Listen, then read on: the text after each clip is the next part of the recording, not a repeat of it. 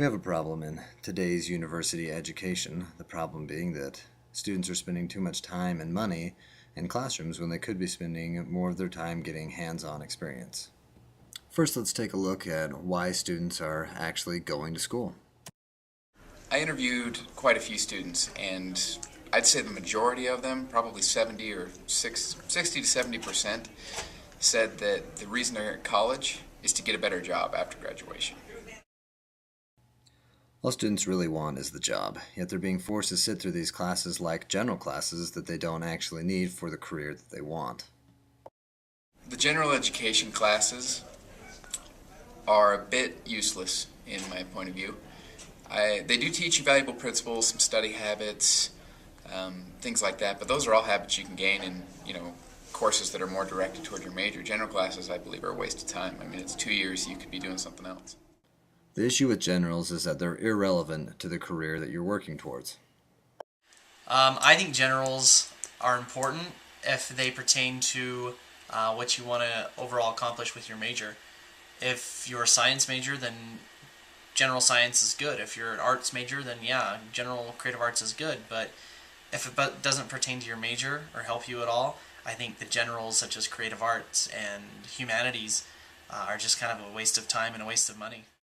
So why are we forced to sit in these classes that we don't need? Why can't I just start taking the classes towards the profession I want from day one? And it is taking longer and longer for us to get the degrees that we need to get the jobs that we want. Let's look at the nurse anesthetist program as an example of programs evolving over time. Prior to 1976, to become a nurse anesthetist, all you really needed to do was get a certificate. It took about 9 months to get that. It was about 1990 when they actually required a master's degree. About 1981 to 1990, you could have a bachelor's degree or move into a master's degree. Beginning in the year 2015, a PhD will be required in order to practice anesthesia as a nurse. So here we see a really good example of education evolving over time. What used to take 6 months to get a certificate is now taking people 8 years to get a PhD just to do the same job. And now you can't tell me we've learned that much about anesthesia that we need people to go to school for that much longer. The problem is we're wasting too much time in school when we could be working and getting hands-on experience. When we go to school for too long. 4 years is a long time to get a bachelor's. And then if you get a bachelor's, it's almost just a step above an associate's. It's almost not useless, but there's not a lot you can do with just a bachelor's degree. Everybody requires internships, grad schools, masters. In my case, it's a 4 years bachelor's, 3-year doctorate for physical therapy, and then even after that I have to do internships before I can really start doing what I want to do, and that's a lot of time to invest and pay for. I think 4 years, which usually ends up taking students between 5 and 6, is way too long to get an education, especially for the information that you receive as an undergraduate. I think it could be crammed into probably a year, maybe 2 if you were to drag it out, but I think it's way too long. Every year a student is in school, it literally costs them thousands of dollars. Whether they go to school for 4 or 6 or 8 years, that is a lot of money that students are spending just to get an education that is too long. So let's take a look at the medical field as an example of what happens when you spend all this time and money, but you're not good at what you do. It's interesting that in the medical world, because they spend so much money to get their degree, it really creates a problem. For example, there is a surgeon here who has a very high mortality rate. And it has gotten so bad that other physicians in the area will not refer, so he cannot get outpatients to come in for the type of surgeries that he does. He still has access to inpatients because they don't have an option a lot of times to get a second opinion. And bottom line is the public in general doesn't know that this person is not a good physician. And so it leads to difficulty. Medicine is one of the areas that you can be totally incompetent and practice for a lifetime.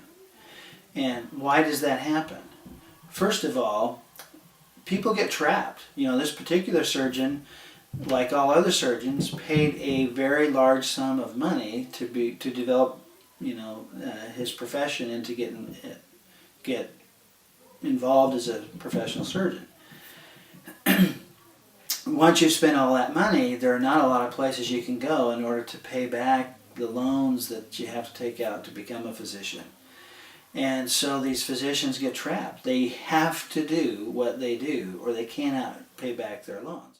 So here we see an example of somebody who goes to school for 10 plus years to become a surgeon, goes in hundreds of thousands of dollars in debt, but maybe isn't good at their job. They can't quit because of all that debt they have to pay back. School is just too expensive. Is this education worth all this money that we're spending on it?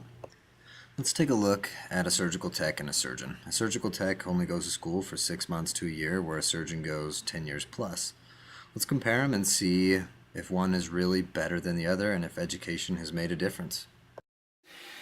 Frequently, I've had experiences where the surgeon will step out of the room at the end of the operation and allow the nurses to close and take care of the patient during the final processes. And I've leaned over the drape and I've said, now you've seen this surgery how many times? And they'll say, oh, thousands. And I asked them, could you do this surgery if the surgeon wasn't here? Hands down, they could. It's interesting. Quite often they'll work very mutually with the surgeon. You can't tell which one's doing the surgery, which one is assisting, because they do things in a coordinated way. And the truth is these techs or surgical nurses could do many of these procedures. Here we see a good example of someone who received much more education than another person, yet both are perfectly capable of doing the same job. Why is it that both are capable of doing the same job with such differing education? I work with people who have the 9-month certificate that they got back in the 1970s, and they have years and years of experience. And what I have noticed as a provider is that the single most important factor in determining the quality of anesthesia care is not the education, but it is the years of experience. Here we have our answer. Experience is truly the teacher. Those who are experienced, regardless of the amount of education, are able and capable to perform the same job. So how do we get students more experience? I propose apprenticeship programs. I think students in an apprenticeship program, from day one would be getting hands-on experience because they would be going to the job that they want to do while going to school. So in the morning they would go and they would work with a professional and learn, get that experience, and then in the evenings or after work they could go up on campus, have a class, discuss with fellow peers and with professors things they learned, and continue learning. I would offer that this apprenticeship program continue for 2 years, and that each semester a student would find a new professional to work with, so that they're not working with the same professional for the whole 2 years, and they can get more variety of an education. I would also say that it only be 2 years long, so that they don't waste so much time and money, and by the time they do finish, after the 2 years, they can start working. The state would have to approve some testing and things like that for it to work, but in the long run, students would be saving time and money and would gain more experience and be more experienced professionals once they get into the field. And as we've seen from the examples, education isn't everything there is to learning. Education is only a small part of it. If anything, experience is where people really learn.